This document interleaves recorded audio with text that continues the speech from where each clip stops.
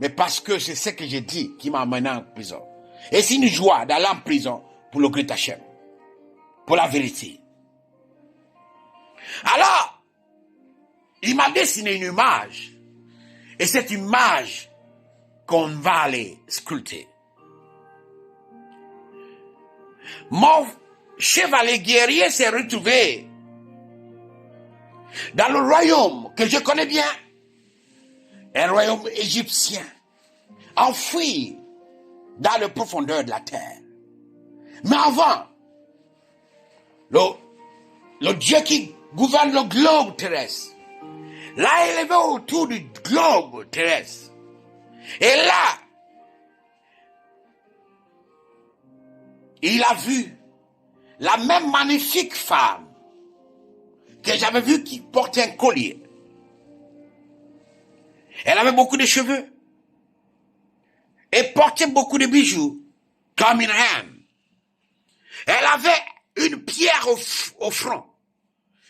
C'est comme un peu, si vous voulez, un rubis.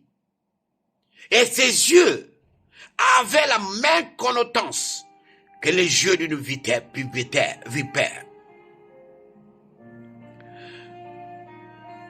Et quand elle relâche les ondes en elle, la pierre sur son front devient un rubis. Le rubis, en fait, c'est la pierre que tous les dieux et les déesses aiment. Ça a tellement de pouvoir, je vous dis. Là, le rubis, si tu l'as, ça va attirer vers toi les biens matériels.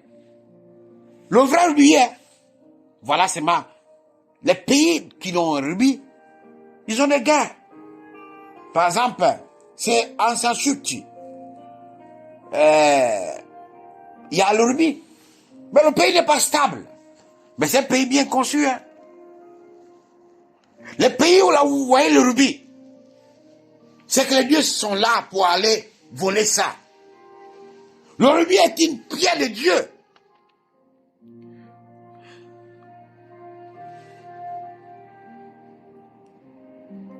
Et en même temps, c'est cette pierre qui la donne plus de pouvoir. Et quand cette pierre commence à scintiller, elle relâche des énergies sur le monde. Et ces énergies gouvernent beaucoup de personnes. Quand elle est venue me faire le compte rendu, je l'ai dit dans l'arène des lieux, répare encore. Tu n'as pas encore percé le secret. Alors il est parti. Et dans le groupe terrestre, il a vu la terre. Il a visité les endroits où il y avait les noirs. Et tous avaient des colliers au cou. Et d'autres des colliers aux pieds. Et après, quand il est revenu sur la terre, cette déesse a paru. Et quand le rubis qu'elle a sur au front scintillait, dégageait une lumière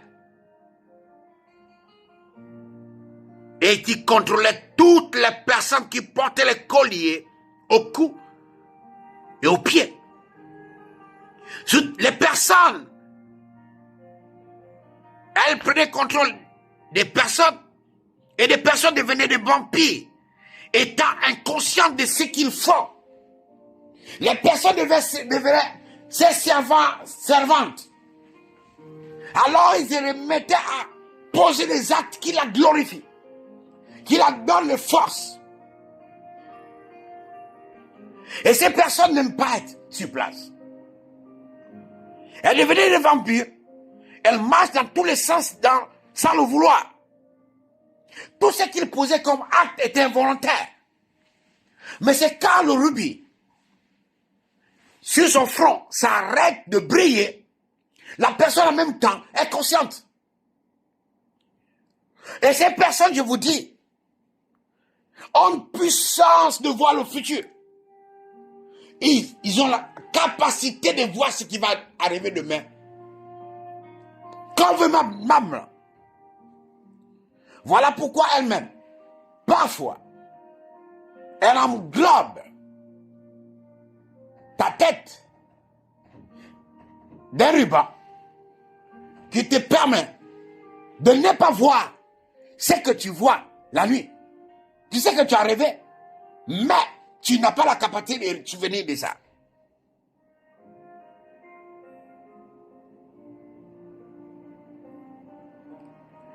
Et pendant ce temps, mon chevalier guerrier est revenu vers moi. Me dit ce qu'il a vu. J'ai dit non. Il faut d'abord la forme qu'elle t'a fait voir. C'est pas la forme d'une déesse. Va encore. Mais fais attention. Tout ce qu'elle va te proposer, n'accepte pas. Il est reparti, mon chevalier guerrier. Et là, il a commencé. Il atterrit d'abord dans une grotte qui était comme un bunker. Dans les profondeurs de la terre. Et cette bunker était comme les grottes des pyramides. Et dedans, il y avait un tunnel. Et une orbite qui était couverte par une énergie très puissante. Et pendant ce temps, un grand serpent, un serpent de milliards d'années, est sorti de cette orbite et avait l'air très vieux. Très vieux. Et les écailles de ce serpent étaient tellement grandes qu'une écaille peut couvrir une ville. Il n'était pas comme un dragon, mais il était plus gros, même pour le dragon. Et avec lui, il avait toujours des chiens. Les chiens vampires, parce que les chiens se nourrissent des énergies négatives des hommes qu'ils contrôlent, que les maîtresses contrôlent. Et ces chiens aiment, je dis bien aiment, le sang. Mais les personnes qu'ils contrôlent détestent le sang. Vous comprenez? Eux-mêmes, ils aiment le sang. Mais les personnes qu'ils contrôlent aiment le sang. Et les personnes qu'ils contrôlent aiment la colère. S'ils sont en colère, ils peuvent m'insulter le sacré Hachem. S'ils sont en colère, ils peuvent tuer. S'ils sont en colère, je vous dis, personne ne peut les arrêter. Si ce n'est la déesse